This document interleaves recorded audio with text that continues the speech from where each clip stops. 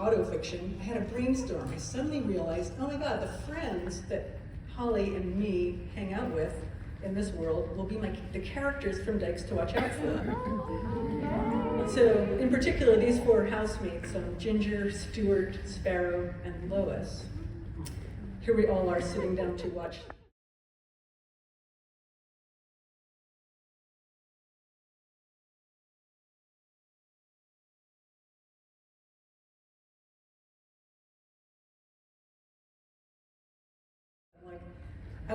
I had all this other stuff to do, and I'd been writing about them for 20 years, and it was like, okay, nice to have a break.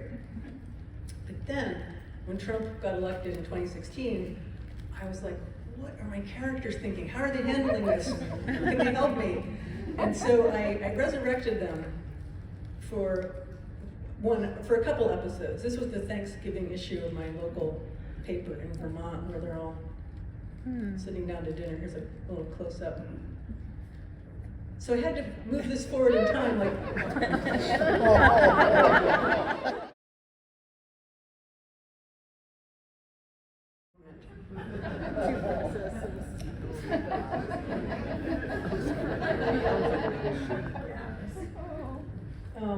Now I'm going to go back in time to I had to think about how I was going to age them all, because now, writing about them in the present moment, they're all in their 60s, none of them, I think they're in their 40s there.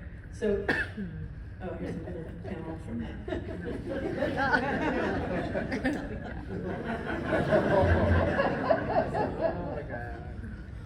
So here's Stuart and Ginger back in the day.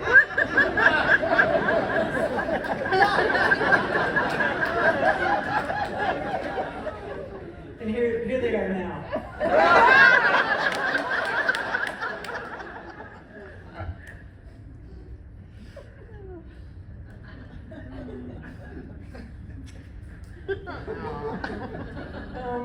And here is everyone having dinner. Here's JR, who's now in college in their first year at Oberlin.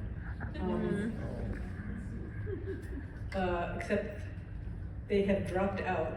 They arrived home like 2 months before school is over with their polycule partner, Badger.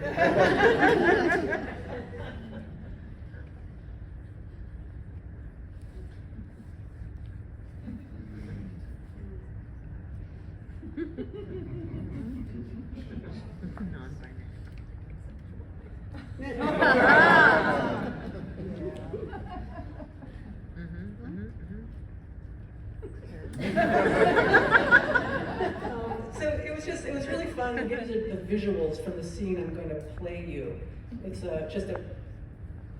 Alison and Holly are arriving at the group house where all these characters live for Shabbat dinner. So I'm going to see if this works, see if this sound works, and I'll play you this. Barrow, step away from my parsnip puree. Stuart, it needs salt. It's cabin fever season. The days are lengthening. Oh, that's me. I'm the narrator. The sullen smell persists, and people are getting peevish. You eat too much salt. Quit bickering, you guys. Oh, that's my character Lois. Oh, it's you. Try to maintain your enthusiasm. We thought you were Naomi.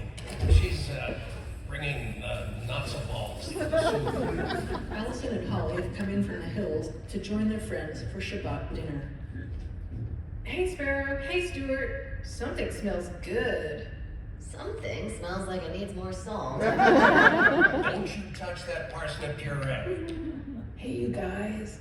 I apologize for those two. They're a little amped up.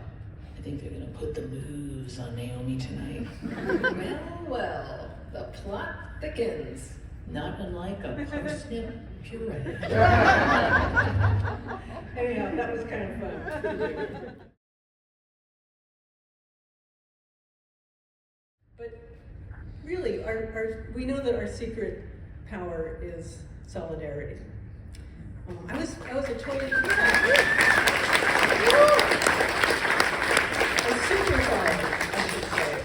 I was like a totally checked out, alienated, middle-class white kid growing up. But as soon as I realized I was a lesbian, and could start to see that I was now booted out of that like comfortable world, I could see that I was part of something, that I was connected to other people. I was not a solitary self, but part of something larger.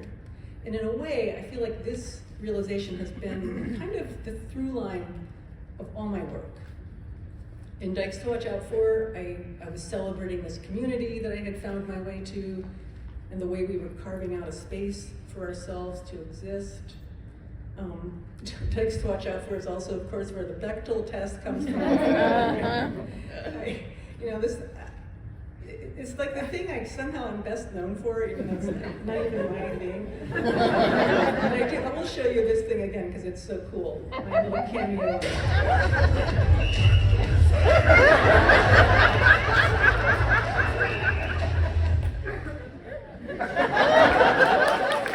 It comes from a comic strip that I did like at the very beginning of my career. I won't even tell you. You know the test, I'm sure. Even this feels to me like it's what I'm trying to talk about, this being part of, like being connected to other people. Like the Bechdel test is all about like, don't just assume your singular perspective is universal. You've got to consider other people's selfhood and subjectivity and allow them to like be real people, which is what the test is all about. And then, just a little more of that. Oh, I didn't mean to put all these in. Okay. Then I wrote Fun Home.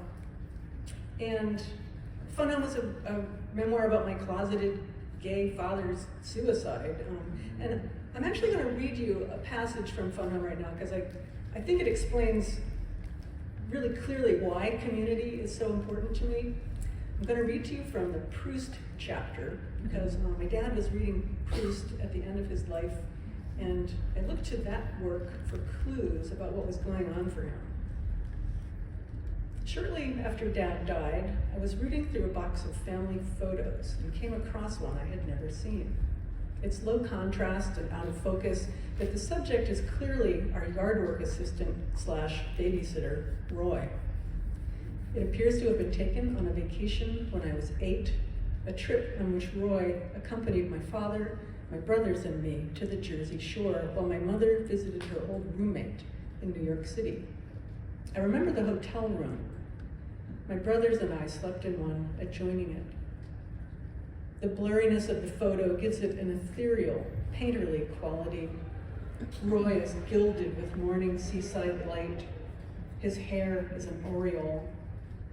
In fact, the picture is beautiful. But would I be assessing its aesthetic merits so calmly if it were of a 17-year-old girl? Why am I not properly outraged?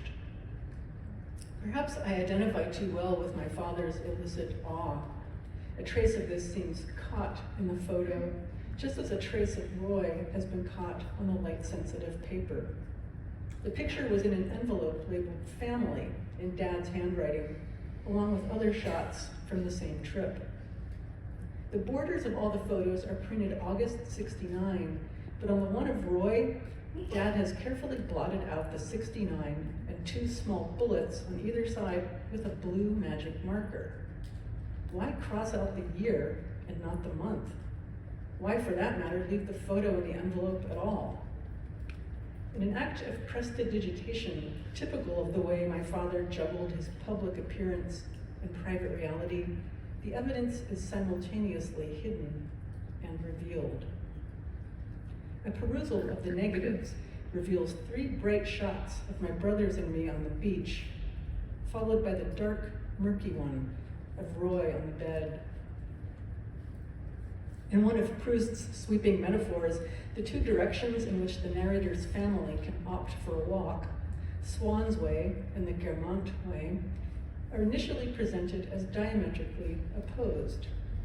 Bourgeois versus aristocratic, homo versus hetero, city versus country, private versus public.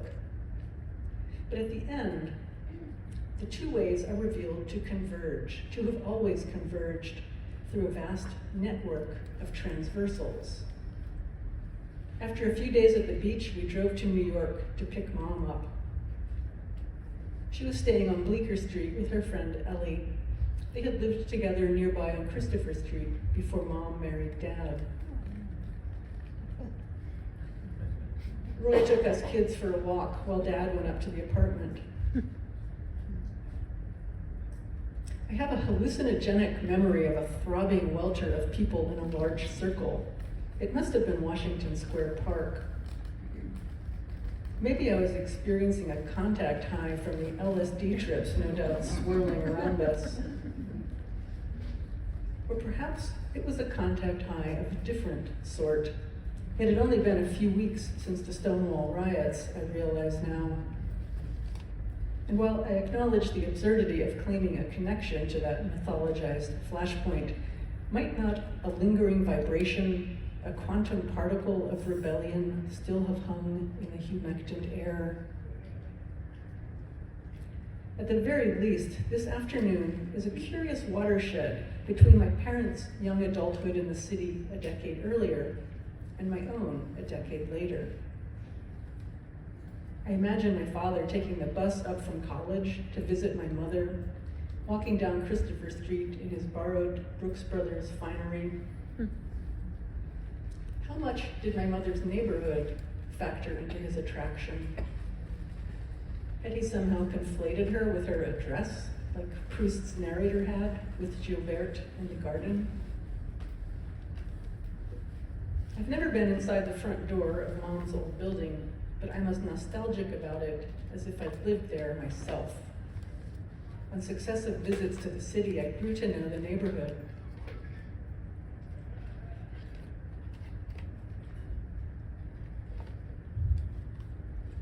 Years later, on an evening of bar hopping, I entered this establishment with a gang of friends. We left, too naive to realize that we'd been 86ed. Once my mother shared a glimpse of life there in the old days. If her comment was an attempt to sway me from my course, it failed utterly. I became fascinated with lesbian pulp fiction from the 50s, the bar raids and the illegal cross-dressing. I think that's Madonna on my train card.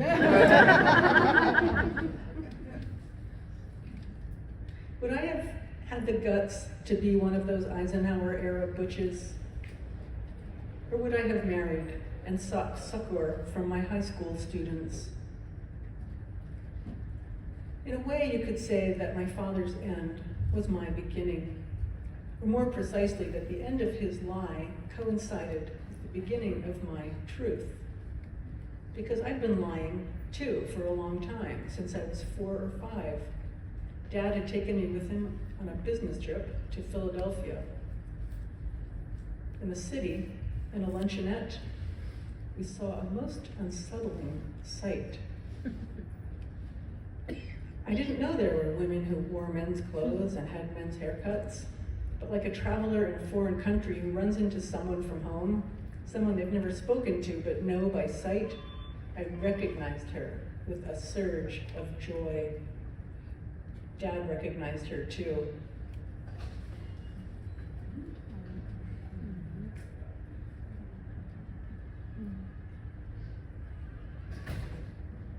But the vision of the truck driving bull dyke sustained me through the years, as perhaps it haunted my father. After Dad died, an updated translation of Proust came out. Remembrance of Things Past was retitled In Search of Lost Time. The new title is a more literal translation of À la recherche du temps perdu, but it still doesn't quite capture the full resonance of perdu. This means not just lost, but ruined, undone, wasted, wrecked, and spoiled. What's lost in translation is the complexity of loss itself. In the same box where I found the photo of Roy, there's one of Dad at about the same age. He's wearing a women's bathing suit, perhaps as some sort of fraternity prank. But the pose he strikes is not mincing or silly. He's lissom, elegant. In another picture, he's sunbathing on the tar paper roof of his frat house just after he turned 22. Was the boy who took it his lover? As the girl who took this Polaroid of me on a fire escape on my 21st birthday was mine? The exterior setting, the pained grin, the flexible wrists, even the angle of shadow falling across our faces. It's about as close as a translation can get. So I'm reading this because the point is that the gay liberation movement so clearly made it possible for my life to turn out. Let's clap for the gay liberation movement.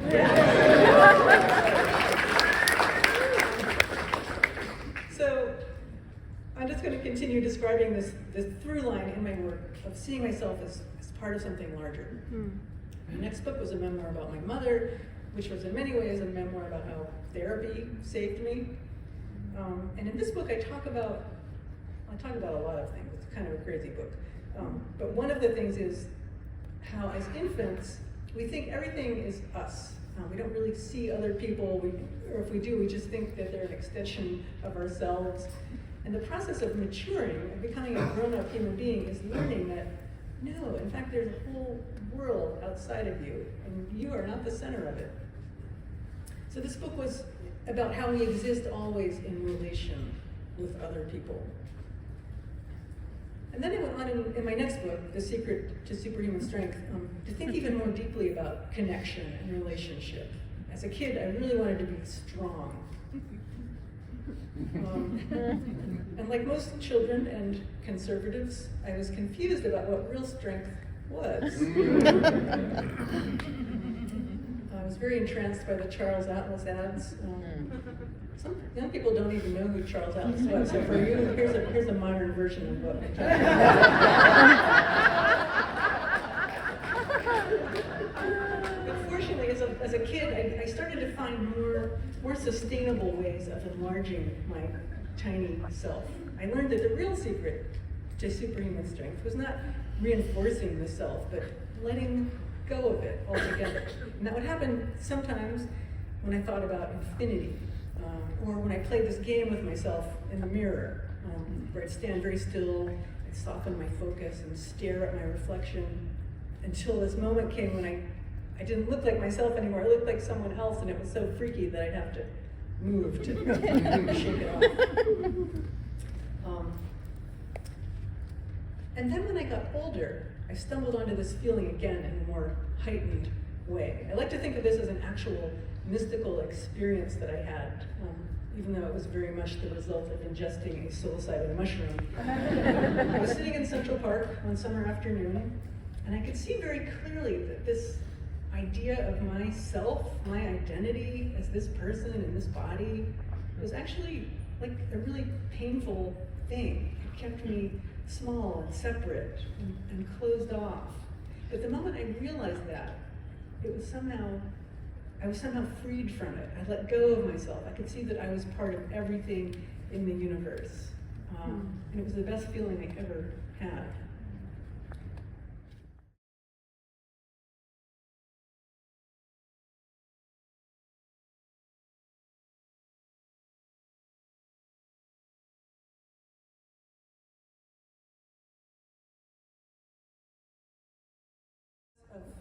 The whole movement I've been a part of for decades, and then this just crazy thing that happened, and I'm still dealing with it. I think we all are still dealing with the backlash. I don't know. You're right. I'm going to work on that, and later I'm going to make a book. Thank you.